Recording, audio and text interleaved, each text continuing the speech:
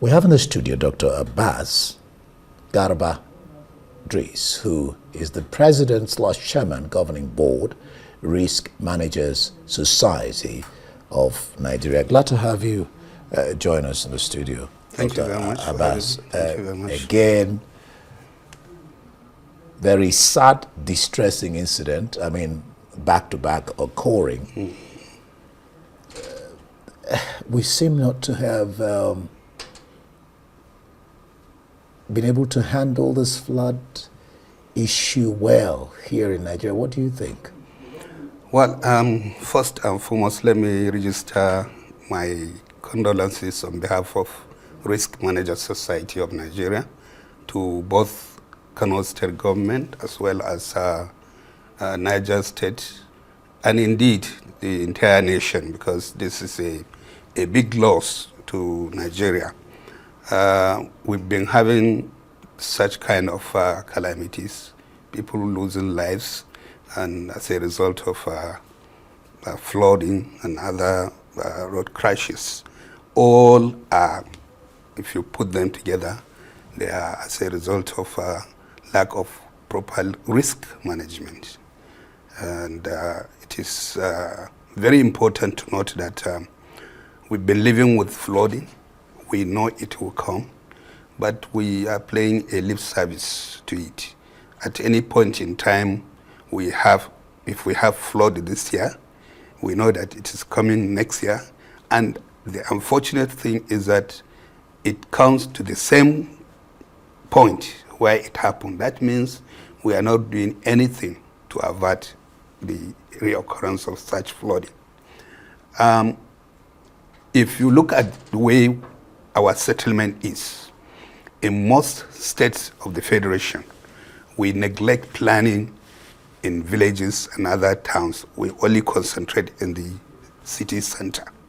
So urban planning is key to handling those flooding, because the runoff water is increasing as a result of climate change. Yeah.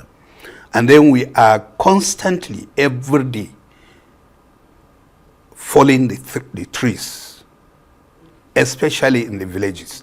It becomes a trade now to fall a tree and get charcoal in order to earn income, and therefore no replacement, and therefore when there is water and the runoff will increase. And once it increases, there is no drainages where it can go through. And apart from that, I mentioned lack of proper planning of that particular city. In most of the cities or towns, they settle in the flood plain areas. And so therefore, it's just that the water will come and wash away everything because you build on the waterways. So these are the things that are really causing a lot of problems. And we refuse to heed to early warnings. There's no disaster that happens without early warnings.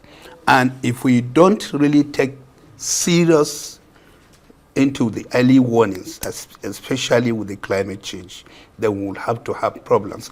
The early warnings is there to be able to educate the community, also engage the community to know that yes, such things is coming, so that there will be evacuation of people from that particular area to a safer land, higher land. Now you have raised an issue there I want to bring in. Following from what you said, why is it, you've spoken about so many things, and I'm going to raise them. Why is it that when these things occur, quite a number of lives are lost? Yeah. Property. Can't we prevent the loss of lives, particularly in the north? These things always occur in the north. We can. So why are we not doing it? We can. And let me just add this. From what the deputy said, he said efforts are being intensified to ensure the construction of drainage systems in Mokwa. Why is it now that our efforts are being intensified to construct drainage systems? Why didn't we build the drainages when we were building the roads? And we know that it has to go concurrently as you are constructing the roads. And then also, that shows there was no proper risk assessment of the entire Mokwa town, because you have to carry out a risk assessment to be able to know where the flood prone areas are, and then flood plains, and then the waterways.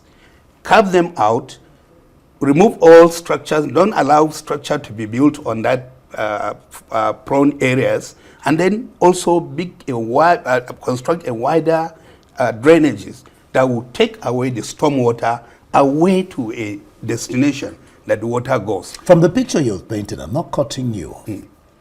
Risk managers and management. I mean, you have painted a very lovely picture of how this things can be prevented. So my question is there any way that when they are constructing these roads or whatever, you're consulted to give this kind of advice that you have given, or this plan? Well, you see, independently we carry out our own assessment. At the moment, we have done that in most major cities where we expected flood, based on the earlier report issued by NIMET as well as NISA. They have issued the number of local governments that are going to have to be affected by flooding, and we have visited some of these areas to see how prepared they are. And in most of those areas we visited, it is zero. And it is unfortunate. This is just the beginning. We have not had 10% of the cities in Nigeria have not had the first rainfall yet. And let me add this. Rains are more in the coastal areas than in the north. So why this? Now you talked about this being zero. What are you doing about it? Good. We put up the assessment and we are advising government on it. And we always call on government to look at our own assessment, because it's an independent assessment, free from anything, any interest, apart from saving lives and properties. And then we are also working hand in hand with international organizations who are experts in this field to ensure that we have a very good settlement, urban and rural settlement.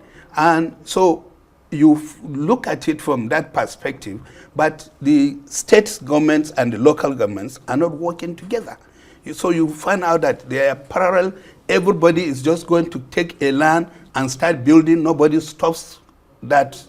And if you don't, even in Abuja, we have such problems. People are building on flood-prone areas. They are building on waterways, blocking the waterways. So it is a very critical and situation. Water must find its route and its way. Water must find its own way. And look at the plan, especially in Abuja, over 40 years, those people did not think of climate change, but they have planned the city, brought out the flood-prone areas, the waterways, but yet people are still building on those areas. And that is why we used to have some areas being flooded. Right now, if it rains in Abuja, you could see flash flooding on your way. Why do you lay the blame? Well, everybody, both government and the people. Yeah. Because there is no the sensitization. People need to be sensitized, to be educated. That still some people did not believe in the climate change, and it's real. It's real, of course. It's real. And so if we don't really take things seriously, government must take climate change also very serious and show concern. Build it in our own plans. We talk on climate change only when it is raining, when it rains and there is flood. After that, we forget about it until we are going for COP, whatever. So it has to be part and parcel of our own daily activities in the system. And we are also calling on government to have, just as they are having director of procurements in all the ministries, they should have directors of risk in all the ministries. I'm happy, and I must commend the government in just recent company that was set up by the president. There is an executive director handling risk management, which is a good thing, because money is going to be involved in that. So there must be a risk manager that could be able to on daily basis do an assess everything that is being done. And that is why our infrastructural development is getting back and forth. Thank you. Because you do this, and at the end of the day, you meet a stumbling block because there was no prior assessment, no focus. We'll leave it there. I think you've said all that needs to be said. The hope is just that we take this thing seriously, and do the needful. So we won't lose lives and lose properties over the years. Thank you so much, Dr. Abbas Garba-Driss, Thank you. The President, Chairman, Governing Board, Risk Manager Society of Nigeria.